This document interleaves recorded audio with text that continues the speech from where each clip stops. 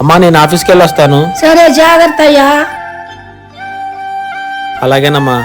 ఈ రోజు నుంచి ఇదే మన ఇల్లు.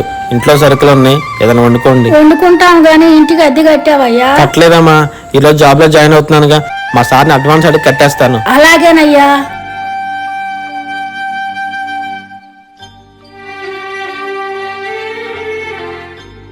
అమ్మా ప్రతీక్ష. ఏంటి? ఏమి లేదమ్మా, అబ్బాయి అక్కడే కష్టపడుతున్నాడు, ఇంటి అద్దె కట్టాలంట. అయితే ఇప్పుడు నన్నేం చేయమంటావు? నువ్వు కూడా చదువుకున్నావు కదమ్మా, ఏదో ఒక ఉద్యోగం చూసుకోవచ్చుగా. అవును మరి, ఇదో పెద్ద అంతఃపురం, దీనికోసం నేను ఉద్యోగం చేసి అద్దె కట్టాలా? తప్పమ్మా, అలా అనకూడదు.